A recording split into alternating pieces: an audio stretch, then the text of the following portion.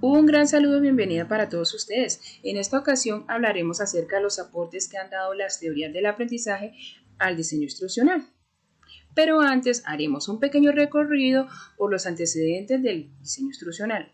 Comencemos. El diseño instruccional tiene sus inicios durante la Segunda Guerra Mundial, cuando un grupo de médicos y de docentes se vieron en la tarea de diseñar un sistema con el cual fuera posible entrenar a los militares para que estos pudieran realizar tareas altamente complejas. Este tiene sus orígenes en el diseño pedagógico. Sus precursores fueron Platón, Aristóteles y Jenofontes, este último con el método escolástico, el cual se basaba en la lectura, el cuestionamiento y la exposición de tareas ya comprendidas.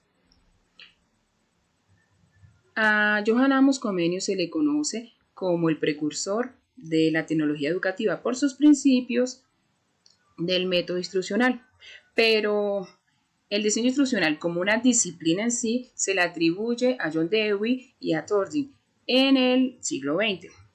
John Dewey defendía la idea que hubiera una disciplina que fuera capaz de servir de puente o de conexión entre la teoría del aprendizaje y la práctica. Contrario a esto, Thorndike afirmaba que los seres humanos podían resolver los problemas mediante el aprendizaje del ensayo y el error. Para él el aprendizaje no era más que la conexión entre un estímulo y una respuesta. En el 2001, Ritchie, Fiel y Thompson consideran que el diseño instruccional es una planificación instruccional sistemática que incluye la valoración de necesidades, el desarrollo, la evaluación y la implementación y el mantenimiento de materiales y programas. Como es sabido, durante mucho tiempo a lo largo de la historia se han utilizado diferentes formas de diseñar pedagógicamente el camino que nos permita afianzar el aprendizaje entre sus dos actores, que son el maestro y el alumno. Para ello existen unas teorías o unos modelos como son el conductismo, como son el de sistema, el cognitivismo y el cognitismo, que han dado grandes aportes al diseño instruccional. En esta ocasión hablaremos de la teoría conductista del aprendizaje. Aunque se considera que no es muy común hablar de él, en la práctica vemos muchos de sus principios, como por ejemplo en el diseño de materiales audiovisuales o en el diseño instruccional.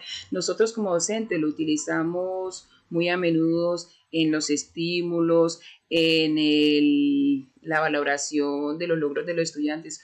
Por ejemplo, cuando le damos un punto positivo, en este momento estamos utilizando el modelo conductista. Para Moure y otros, ellos consideraban que ha sido malinterpretado y subestimado el impacto que este causa en el campo educativo, a pesar que se ha demostrado que funciona. Cronje y otros consideran que es errado pensar que el constructivismo y el conductismo son opuestos. Él considera que más bien el uno es complemento del otro. Y Johnson y otros afirman que en la práctica del diseño instruccional se utiliza una combinación de ambos modelos dependiendo del tipo de aprendizaje que se desee lograr.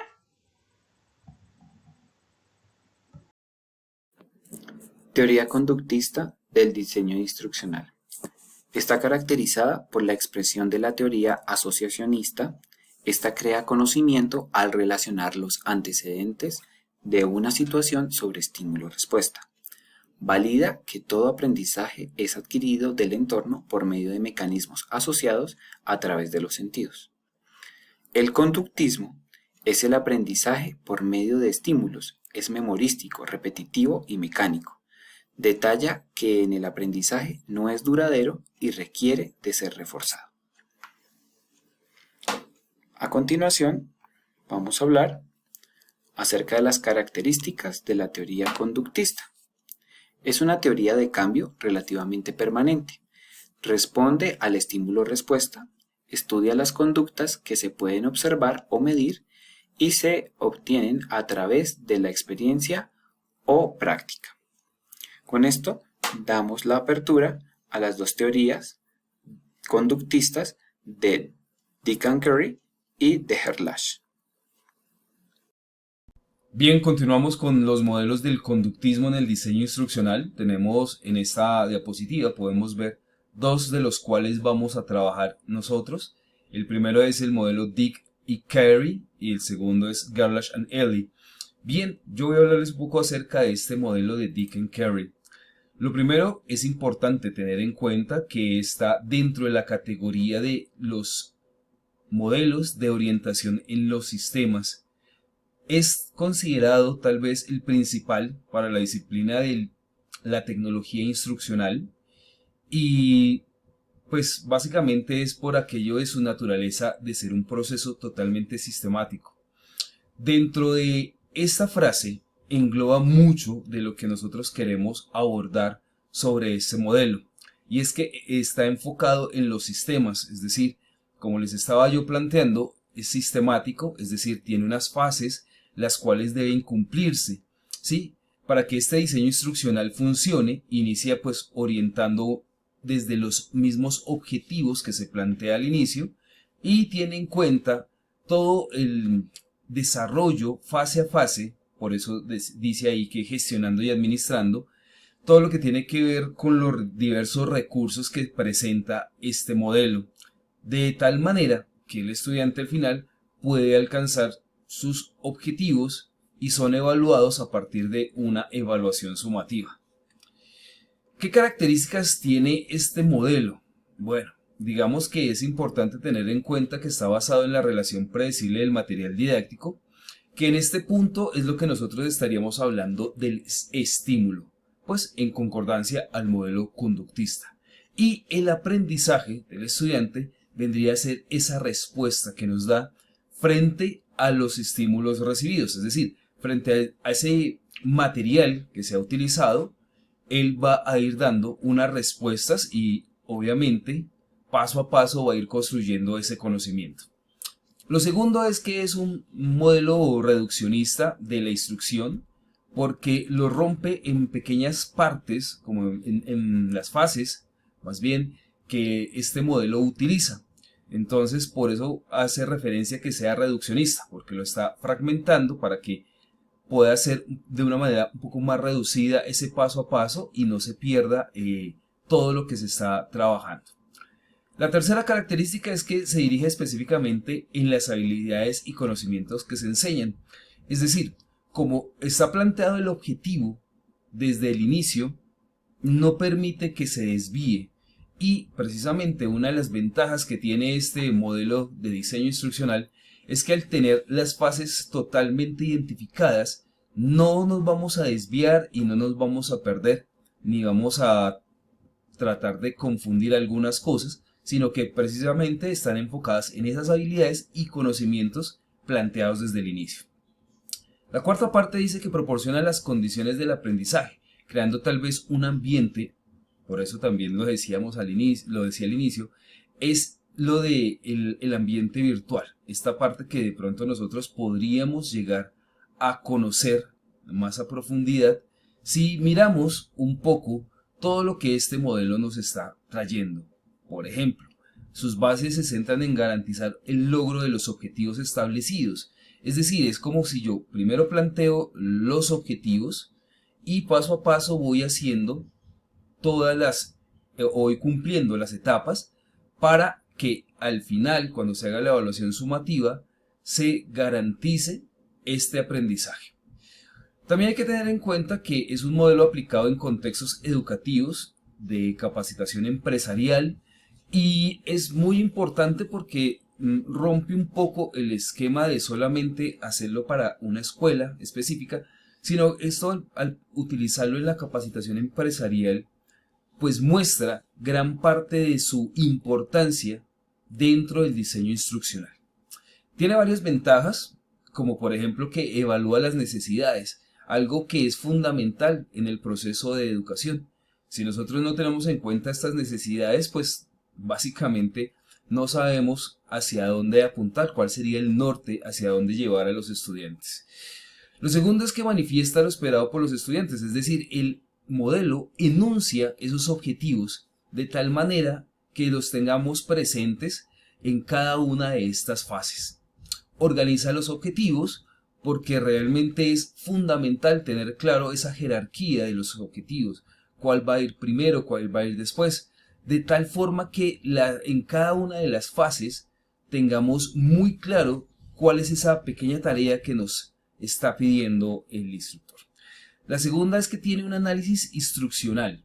Esta parte es fundamental porque dentro del diseño instruccional precisamente requiere ese análisis, esa manera de poder ver cómo desde el inicio ya yo estoy planteando estas etapas. Entonces es importante.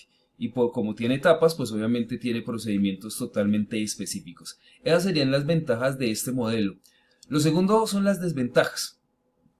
No todas las cosas funcionan de una vez perfectas, y menos en los procesos educativos donde existen tantas variables. Es por eso que la primera desventaja que nosotros vemos del modelo es la secuencialidad en los elementos, porque si se llega a dañar alguna de las fases o se llega a interrumpir una de las fases, pues realmente se pierde todo el proceso. No permite alternar el orden de las fases, y esto pues de pronto también en algunos casos llega a ser perjudicial para el proceso de enseñanza. Y esto hace que no se tenga una retroalimentación etapa tras etapa, sino que la retroalimentación, ese feedback, llega solamente hasta el final del proceso.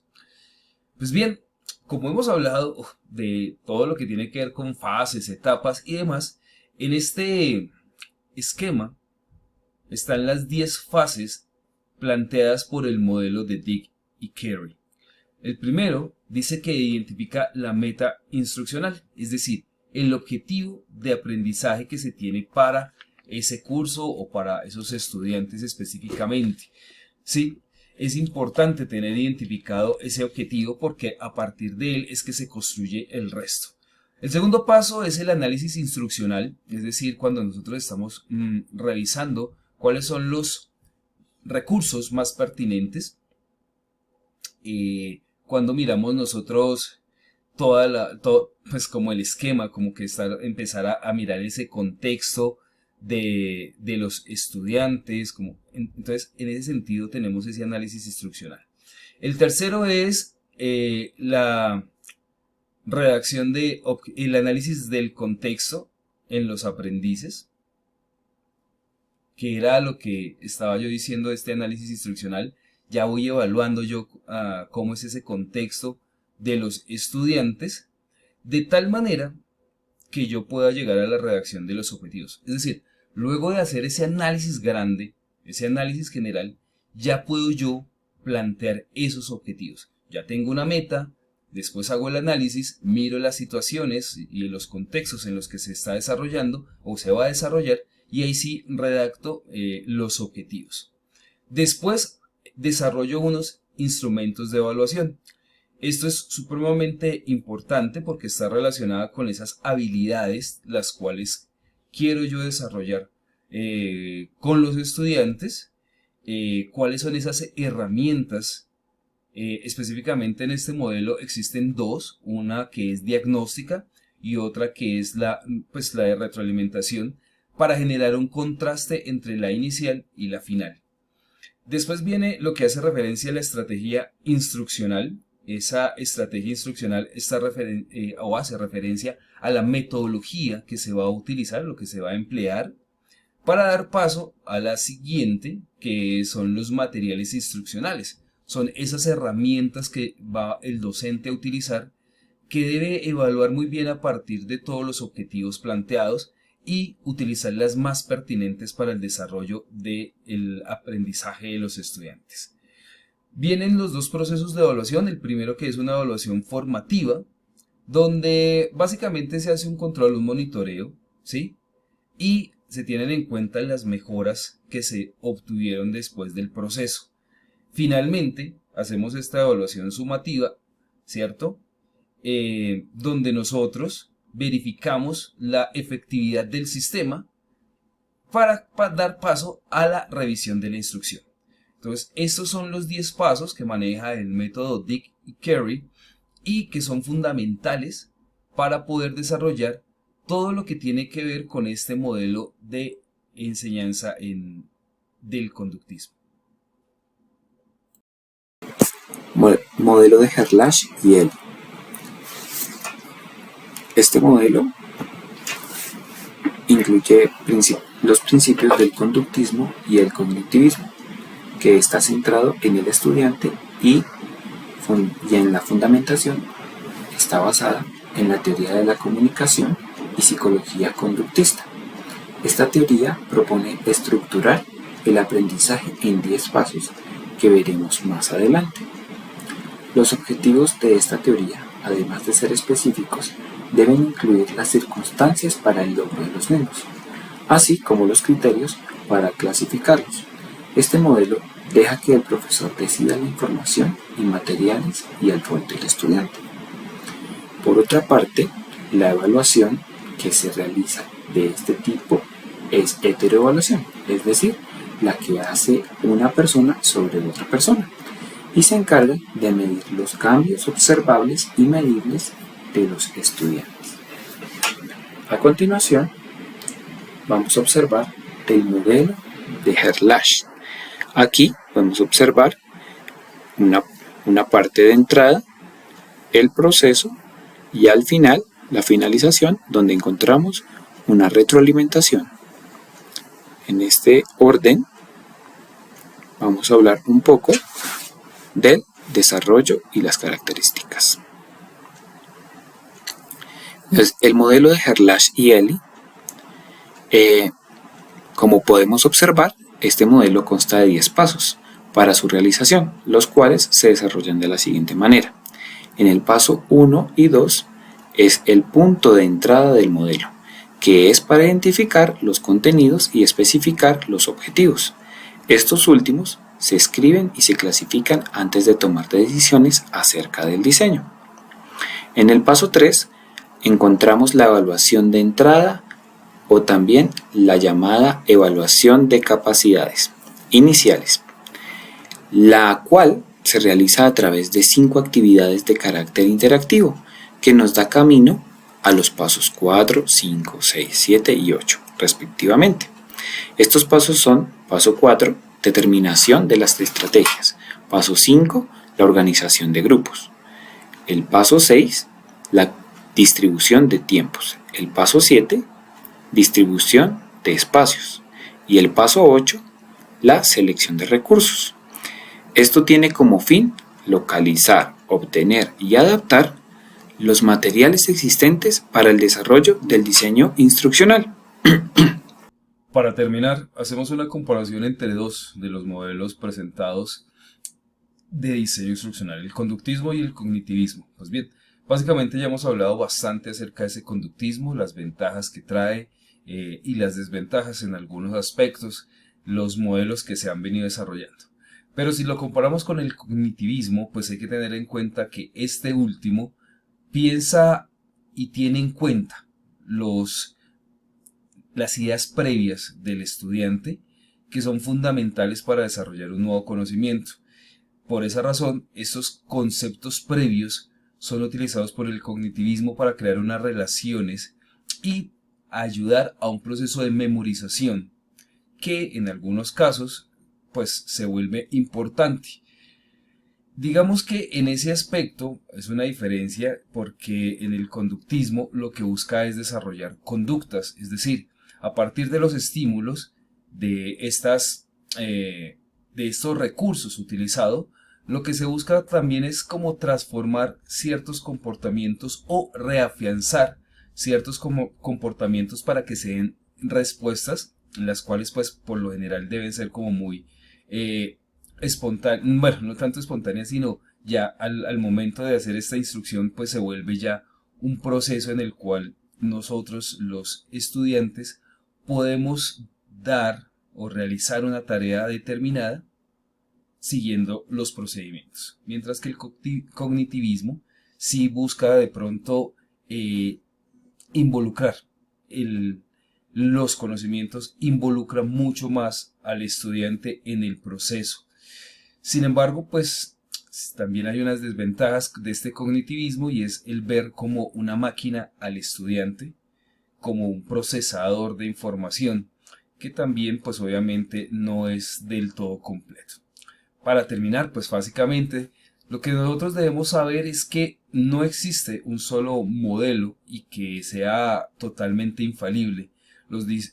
Cuando nosotros hablamos de diseño instruccional, debemos tener claridad de que debemos tomar como diseñadores los mejores aspectos y los aspectos más positivos para llegar a cada uno de los estudiantes y desarrollar todo el proceso. Entonces, pues básicamente es importante conocer todas estas teorías. Como pudimos darnos cuenta, estos modelos que acabamos de observar están centrados en el estudiante y prácticamente se basan en llevar un proceso de estímulos y de refuerzos para desarrollar competencias y obtener respuestas positivas en los estudiantes. Con esto hemos hecho un pequeño recorrido por los modelos conductistas en el diseño instruccional. Muchas gracias por su atención y aportes.